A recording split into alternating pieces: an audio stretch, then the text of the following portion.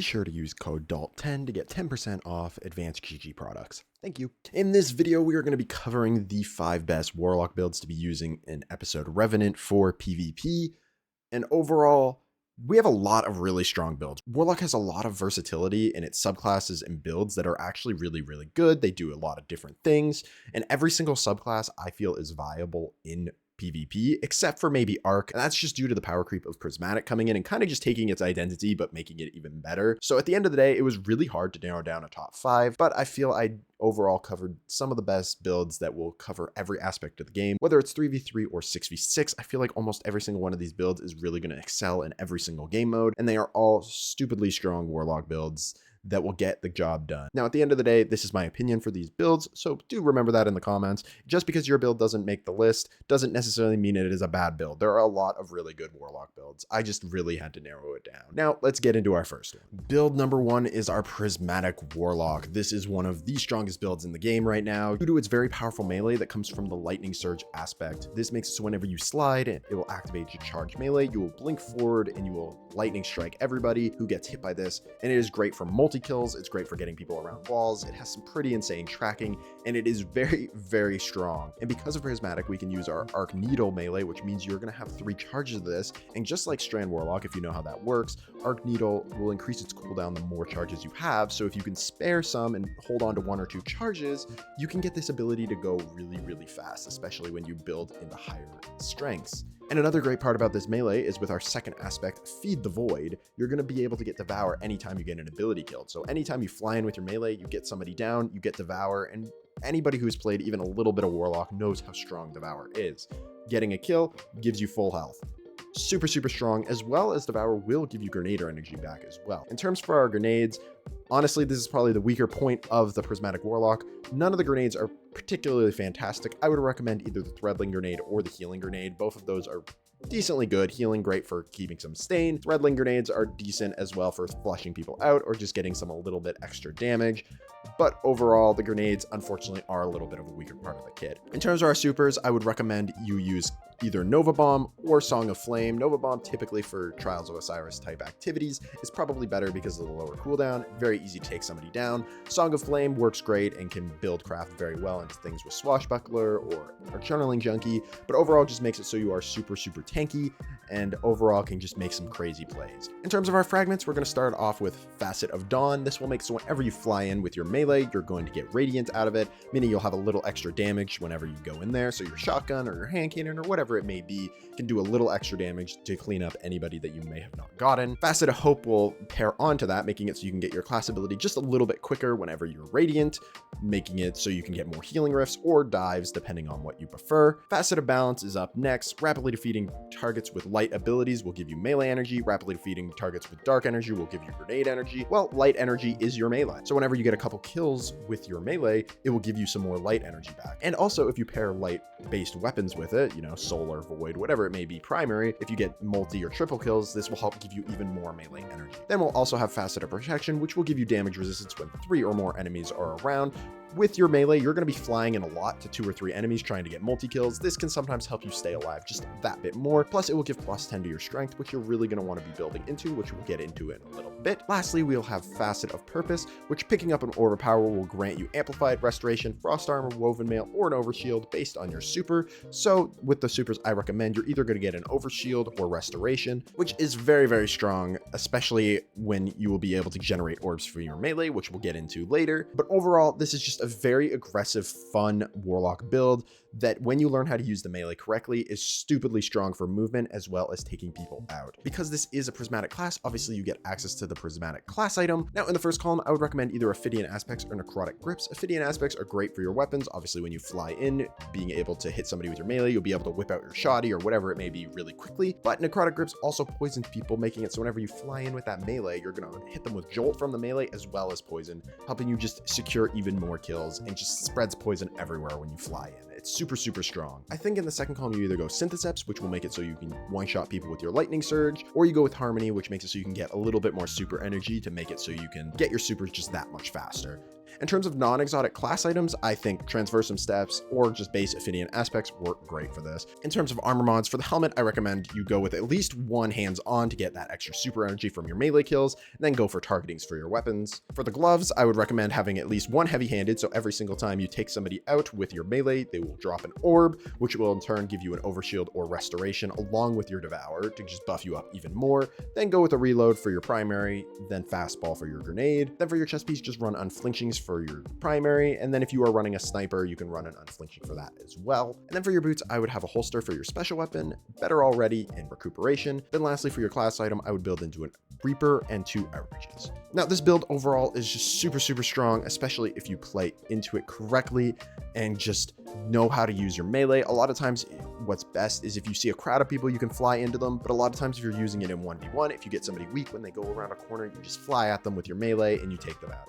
For this build, I highly recommend you build into recovery, then strength, then get your intellect as high as you can.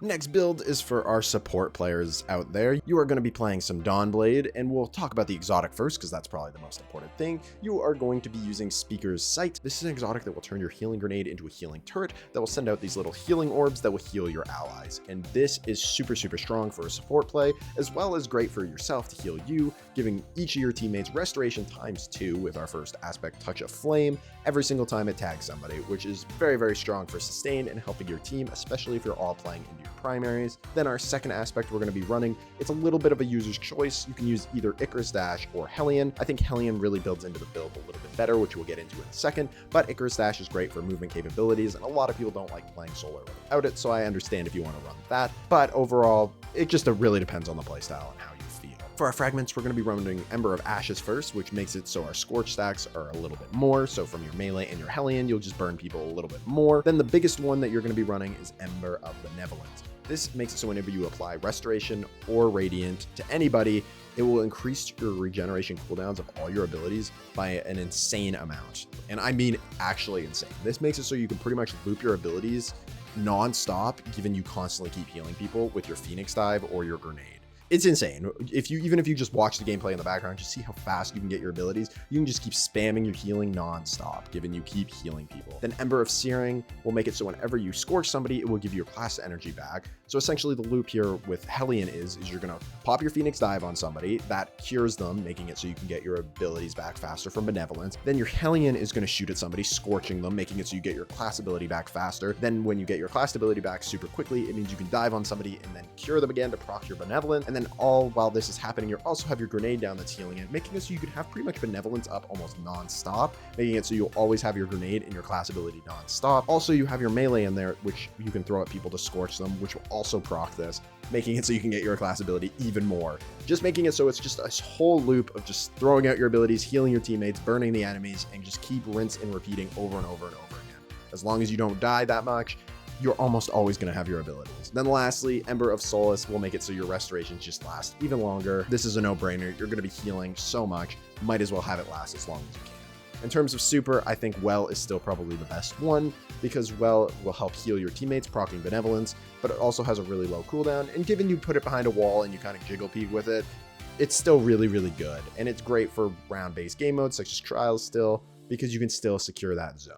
Overall, this build is just very strong and great for support play. No one will ever complain for having a Seeker's Helm Warlock on their team. In terms of mods, you're just going to be running targetings on your helmet for your primary and secondary. In terms of your gauntlets, you're just going to run a reloader for your primary, a fastball just so you can throw it a little bit further to help out your teammates a little bit better, then just an impact induction to get your grenade that much quicker. For your chest piece, just run some unflinchings for your primary, and again, if you're running a sniper, run one unflinching for that. Then for your legs, run a better already and a recuperation, then a holster for your secondary. Then lastly, for your class item, run a Reaper, a distribution, and then a bomber. But overall, this build is just stupidly strong and great for team play. For your stats, you're going to want to build into recovery, discipline, then resilience. Hey, and just real quick, if you are enjoying the video and the builds, please do remember to leave a like and subscribe, as it does help out with the channel a lot. We are on our way to 20,000 subscribers right now, and I would really appreciate it. Thank you so much, and let's get on to the next build. The next build on this list is a personal favorite of mine, and some of you might be surprised to see it on the list if you're not used to my channel, but that is going to be the Brood Weaver, the Strand Warlock. This class, though being one of the least used subclasses in the game, is stupidly strong when mastered. The first aspect we're going to be using, and the most important one, is Weave Walk. This is the thing that makes Strand Warlock so good. Weave Walk will make it so whenever you're in air, you can pop an air move. It will put you into this ghost-like state that will drain your melee energy, and whenever you're running around in this Weave Walk, it will give you threadlings that will perch onto you every half a second or so, and you also take 90% damage reduction in this ability. It makes it so you pretty much have a get out of jail free card whenever you want, giving you build into your melee enough, and is just super strong to get away from any engagement. As long as you don't get one shot by special weapons, you pretty much won't die. You can challenge almost any primary fight, you can challenge anything, you can position yourself so stupid, and Weave Walk will help you out in so many ways. It's actually ridiculous. And then the threadlings that you get from it as well is just insane. The amount of a threadling spam that comes from this ability is actually absurd, as well as its crazy survivability. Now, the one downside of Weave Walk is unfortunately you can't shoot, so people can kind of chase you down, but in most team environments, that doesn't really matter. You can overextend, and then as long as you push back to your team, you're typically good. And something else that can help you out if your teammates isn't there is our second aspect, Weaver's Call. This makes it so whenever you pop your class ability, you will send out 3 threadlings plus all the ones that are perched onto you. And this makes it so you can pretty much just fly around the corner in your Weave Walk, pop a rift, and if anybody pushes you, you are just going to nuke them with threadling. The amount of times I'll eliminate somebody or be able to just push them back because of this aspect, as well as me sitting in a healing rift, being able to, tank any damage if they even hurt me a little bit, is insane. The pairing of these two are amazing, and because there's no real cooldown between exiting Weave Walk and popping your class ability, it's amazing. It just helps defend you so much. I wouldn't really recommend any of the other fragments with Weave Walk just because of the sheer safety net that this aspect adds. In terms of our grenade, I think both the Threadling Grenade and the Grapple Grenades are good. I think Grapple Grenade is a little bit better to add a little extra movement to the kit, but Threadling Grenade is very strong for putting a little more pressure and having more threadlings on people. Arcane Needle obviously is the only melee you can pick, but we're going to talk about it because it's very, very important on this class. As I mentioned a little bit earlier with Prismatic, whenever you have more stacks of Arcane Needle, whether it be 1, 2, or 3, it will actually have a faster cooldown, making it so you want to have at least 1 to 2 of these cooldowns at all times, making it so that third one will just come back really, really fast. But even if you can only have 1, it's very important to succeeding in this class to make sure you have at least 1. In terms of our fragments, Thread of Evolution is a must. This one makes it so your threadlings travel a little bit further and do a little extra damage, as well as I think it improves their AI a little bit as well, making it so they actually track a little bit better.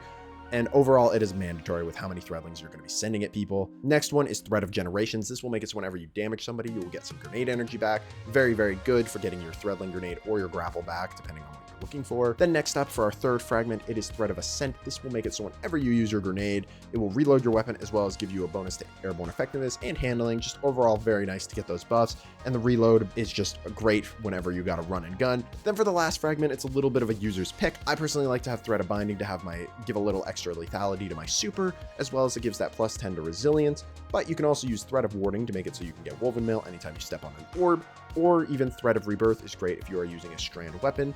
This will make it so you will get even more threadlings. Then in terms of exotics for this build, you have a few that you can pick, but I think the best one is Eye of Another World. This will make it so all your cooldowns are lowered, and this even goes past the tier 10 cap, making it so you can get your melee back that much quicker. But if you think you don't need that much melee, you can also go into Ophidian Aspects or Transversive Steps as well. Though I don't think they're as good as Eye of Another World, they are great picks just overall on Warlock. Overall, this build is very, very strong and pairs very well with damage over time weapons such as Thorn and La Monarch, because whenever you shoot somebody with one of these weapons, it will actually send off multiple threadlings. If you don't know, typically when you shoot somebody with a normal weapon, it will send 1 threadling off that's perched onto you, but with these damage over times, it actually sends off 4, which is super, super strong, because mid-gunfight, you'll be shooting at people as you normally would, and having 3 to 4 threadlings just flying at somebody means they have to focus on so much more than just having a 1v1 fight with you. And even if one of those threadlings hits somebody in a duel, it means you can be so much less forgiving with your guns. In terms of our mods, for our helmet, you're going to be using a targeting for your secondary and primary. For our gauntlets, you're going to be using reloader for your primary, then a dexterity for whatever lower handling weapon you have, just because you're going to be exiting out of Weave Walk so much that it's good to have a little extra pull-out speed for your weapons. For your chest piece, just run some unflinchings for your primary weapon. For your boots, better already, recuperation, a holster for your secondary weapon. Then lastly, I would run 1 bomber, 1 distribution, and 1 reaper. Overall, Strand Warlock is absolutely insane, and I do have a full-length guide for this particular subclass on the channel if you want to check that out. Link should be down below in the video. In terms of our stat distribution, you're going to be looking for recovery and strength, then putting the rest into your resilience to just make you a little bit more tanky. Next up, we have our Freezy boy. This is the Stasis Warlock. The Shadebinder is such a strong class when used correctly. It's definitely a little bit more of a defensive class, but it can actually just take over games and make people have to play so passive against it. For our first aspect, we're going to be running Frost Pulse. This will make it so whenever you cast your Rift, it will freeze nearby targets, making it so you can play super defensive with it, as well as play a little bit aggressive if you know somebody doesn't have a shotgun. Then we're going to be running Ice Flare Bolts. This makes it so whenever you shatter a frozen target, it will send out little seeking freezing, making it so you can freeze entire fire teams with one grenade or melee. In terms of our grenade, we're going to be using the Cold Snap grenade. This is a very, very strong grenade that you throw at the ground and it will go and seek somebody out, and it pairs very nicely with our exotic of choice, Osmiomancy gloves. Now, these gloves did get nerfed a little bit by 50% for their movement speed and seeking distance, but they are still really, really good. You just need to be a little bit more accurate with your grenade, but you don't even need to be that accurate and it will still track somebody out. From your melee, your grenades, and your Rift, all of them will freeze targets, and if you hit even one of those in a Trials match, that's one Guardian down, making it into a 2v3. This class is stupidly strong, and I am honestly surprised it is not played more. In terms of our fragments, you're going to be running Whisper of Fissures. This will increase the damage and size of the burst of your stasis whenever you shatter a target. This makes it so you can get something pretty insane multi-kills just from even destroying one target, just shattering them, and even if somebody isn't frozen next to them, they're going to take a big amount of damage and even occasionally one-shot them. We're going to be running Whisper of Hedrons. This will increase your weapon stability, aim assist, airborne effectiveness, mobility, resilience, and recovery whenever you freeze a target, and this is ridiculous. These stat bumps are crazy. Next up is Whisper of Impotence. This will make it so whenever you damage a target with your stasis melee, it will reload your stowed weapon as well as give you an increased ready speed. This makes it so whenever you hit somebody with a Penumbral Blast, not only will it reload your weapon to make sure you're good to go, it will give you that increased handling so you can get that weapon out even quicker, and a lot of times you're going to want to use like a sniper or a slug shotgun and you want that out right away to take out the frozen target. Plus it gives you plus 10 to resilience, which is always great in the current meta. Then we have lastly Whisper of Torment. This will give you increased grenade energies whenever somebody shoots you. Realistically, you're playing a PvP game, people are going to be damaging you pretty frequently almost all the time. Though it is increased whenever you have frost armor, it's still really good without frost armor, just giving you so much grenade energy back, making it so you can get so many more cold snaps. In terms of this build, Bungie actually has released a weapon that has paired perfectly with this build this season, that being Icebreaker. Icebreaker is very, very strong, not only because you'll have loads of ammo to get people who are frozen, it will also ignite people that are frozen. So it makes it so you can just shoot them to the body whenever you freeze them, it will ignite them and they'll just explode and die. Most snipers you have to hit the headshot, just fine, they're frozen, should be very easy to hit the sniper headshot, but just due to the sheer amount of ammo and the ignitions helping, get multi-kills and whatnot, Icebreaker is such a perfect pairing for this build. And then if you don't really want to use Icebreaker, I think normal snipers with higher handling as well as slug shotguns work great for this. Even conditional finality works really well because it pairs with that free shot. If you take somebody out with a free shot, it will send out an Ice Flare Bolt and maybe get another kill. Overall, any special weapon really works for this, but Icebreaker I think pairs the best nowadays. In terms of our armor mods, we're going to be using targetings for your special weapon and primary in the helmet. For our gauntlets, I recommend a reloader for your primary, then dexterity for your secondary weapon, then lastly, a momentum transfer, just making it so you can get more melee cooldowns. For your chest piece, I highly recommend you just run one unflinching for your primary and then another for your secondary. And then for our boots, you're gonna run a better already, a recuperation. Then if you're not using Icebreaker, use a holster mod. If you are using Icebreaker, just run an absolution to get more ability energy. Then for our class item, you're just gonna run a distribution, a bomber, and a reaper. Overall, this build is just insane for taking out enemies, and it can really punish anybody who plays too aggressive on you when learned how to use this. Then for this build, I would build into recovery, discipline, and then put the rest into your strength, just making it so you can get as much abilities as you can. And then lastly, probably the strongest build on this list, Dawnblade, but in a different form to the healing one. This is a very fast and aggressive playstyle build that you are going to be using. Obviously, for our fast and aggressive players, you're going to need Icarus Dash. This makes it so you can just move at Mach 10, move around really, really fast. In terms of our second aspect, it's kind of a user's pick, really depends on what you want. I personally like Heat Rises because I play in the air a lot, and even if you don't consume your grenade, it is still great for that extra airborne effectiveness, as well as being able to float around a little bit. But if you don't really care for Heat Rises, then obviously Touch of Flame is really strong depending on what grenade you're using. Touch of Flame makes your healing grenades give you restoration ×2, which is really, really strong. It increases the firebolt radius as well as increases the amount that they can tag, but even fusion grenades can work great with them. So it kind of just depends on what aspect you prefer. For our super, you can either run Daybreak or Well of Radiance. Personally, for this particular build, prefer Daybreak, but choose what you'd like. For our fragments, we are going to be running Singeing, which will make it so we can get our class ability anytime we scorch a target, which will be able to scorch our targets very easily with our grenades, depending on which one you're using, as well as our melee, making it so we can get either even more healing drifts or Phoenix dives. Personally, I prefer Phoenix Dive nowadays. For our second fragment, we're going to be running Ember of Searing. This will make it so whenever you defeat a scorched target, it will grant you melee energy, as well as giving you a +10 to recovery, which is always nice. Now, our melee obviously scorches targets, so you can kind of loop it, making it so you can have your Celestial Fire or your Snap Up a lot more. For our third fragment, we're going to be running Ember of Torches. This will make it so you get Radiant anytime you hit a target with your melee, just getting a little extra damage from hitting your melee, giving you even more advantage once you hit somebody with it. Then lastly, if you're running Daybreak, Ember of Beams is great for helping out with your super projectiles, giving it a lot more aim assist, plus giving you +10 to your intellect stack. If you're not running Daybreak and you are running Well, I highly recommend you run Ember of Solace. This will just increase the duration of Radiant and Restoration effects, great for pairing with your Healing Grenade, as well as your Radiant that you will be firing out from your melee, and overall just gives you a little bit more uptime on it. In terms of exotics for this build, I either recommend Transversive Steps or Ophidian Aspects. Both these exotics are great. Ophidian Aspects just make your weapons feel even better and are great for an in-air playstyle, giving you a little extra AE. Pair that with Heat Rises and your guns will fire perfectly straight from the air, which is great. But then Transversive Steps build into the go fast playstyle. You can go a lot faster when you're using your Icarus Dash to get some real speed, and both these neutral game exotics pair perfectly with the Dawnblade, really depending on what you want from your Dawnblade subclass. Lots of versatility here for Dawnblades. In terms of our armor mods, you're going to want to go with a targeting for both your primary and secondary. For your gauntlets, I would run 2 dexterities, one for your primary, one for your secondary, just to help whip out your weapons a little bit quicker. And this does pair with Ophidian Aspects because it is an animation scaler, so if you choose to use them, it still works. Then for your chest piece, just run some unflinchings for your primary, and again, if you're using a sniper, run at least one unflinching for that as well. Then for your boots, I would run a Better Already, a Recuperation, and then a Absolution. Then lastly, for your class item, I would just run 2 Bombers and a Reaper.